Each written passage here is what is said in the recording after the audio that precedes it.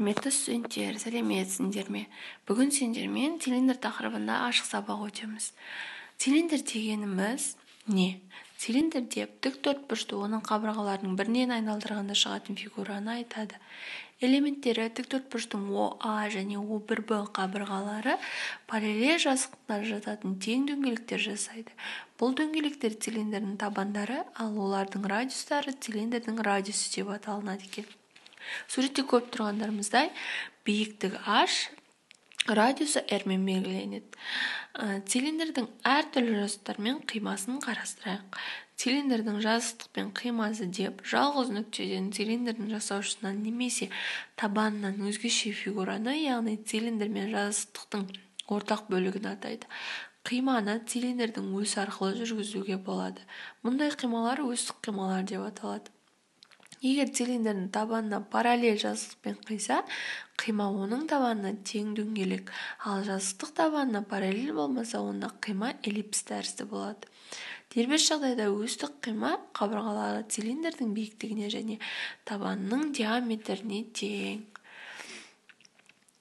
Ал енді цилиндрдің негізгі формулаларына келейік.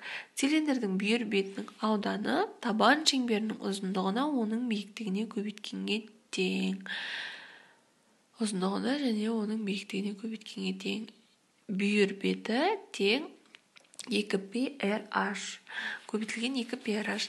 Цилиндрдің толық бетінің ауданы. Толық бетінің ауданы бізде 2π ұзындық көбейтілген биіктік қосылған 2π ұзындықтың квадраты. Немесе толық бетінің ауданы 2πr биіктік қосылған ұзындықтың көбейтіндісі, r-ге көбейтіндісі деп жазуға болады. Цилиндрдің көлемі, дөңгелектік цилиндрдің көлемі оның табанының ауданы мен биіктігінің көбейтіндісіне тең. Бұл жерде біз көлемді f әрпімен белгілейміз. F тең S көбейтілген h. Мұндағы S цилиндр табанының ауданы, ал h биіктік. Енді цилиндрдің түрлеріне келейік. Бірінші бізде тік цилиндр. Егер жасаушылары цилиндрдің табандарына перпендикуляр, яғни цилиндрдің биіктігіне тең болса, онда цилиндр тік цилиндр деп аталады. Вот суретте көрсетілгендей тік цилиндр болып тұр, иә? Ал енді көлбеу цилиндр. Бізде көлбеу цилиндр, егер цилиндрдің жасаушылар табанына қандай да бір альфа бұрышын жасап көлбеген болса, онда ол цилиндрді көлбеу цилиндр деп атаймыз. Екеуінің разницасын суреттерінен де көріп тұрсыңдар, иә? Енді осыған байланысты есептер шығарайық. Бізде бірінші есеп биіктігі 3 см-ге тең, ал осьтік қимасы шаршы болатын цилиндрдің бүйір бетінің ауданын табыңыз дейді.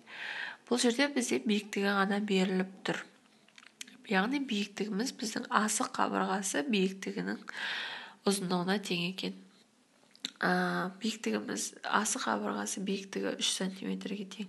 Бұл жерде біз r-ді табу алу үшін асық қабырғасын 2-ге бөлеміз. Асық қабырғасы бізде 3 болып тұр ғой, сондықтан 3-ті 2-ге бөлгенде 1,5. Біз r-ді тауып алдық, иә? Енді бағана формула 2 көбейтілген RH. Бізде S тең 2RH, 2 өз тұрады, R 1,5-ға тең бағана тауып алғанымыз, H биіктік 3-ке тең.